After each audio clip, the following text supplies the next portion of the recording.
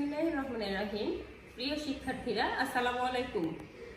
আমি তোমাদের তৃতীয় শ্রেণীর গণিত ক্লাস নিয়ে এসেছি। আমরা আজকে করব সপ্তম অধ্যায় বাংলাদেশি মুদ্রা ও নোট এই অধ্যায়ের অঙ্ক নিয়ে। এই অধ্যায়ের শুরুতেই আমরা কিছু শিখব। প্রথমে দেখো, তোমরা হয়তো এখন সচরাচর আমাদের দেশি যে মুদ্রাগুলো, সেই মুদ্রাগুলোর কোনগুলো তোমরা দেখতে পাও? 1 টাকা, 2 টাকা, 5 টাকা, তাই না? 1 টাকাও এখন চলতি খুব কমই আছে। 2 টাকা, 5 টাকা এই দুটোর ব্যবহার একটু বেশি। এখন তোমরা যদি বইয়ের দিকে খেয়াল করো, একটু বই বের করো। আমরা বের করবো হচ্ছে 74 পৃষ্ঠা। 74 পৃষ্ঠাতে দেখো, আমাদের দেশে আগে যে মুদ্রাগুলো ছিল, এখনও এই মুদ্রাগুলো আছে, কিন্তু আসলে আমরা ব্যবহার করি না বা আমরা সচরাচর দেখতে পাই না। এখানে যে মুদ্রাগুলো দেওয়া আছে একটু খেয়াল করে দেখো।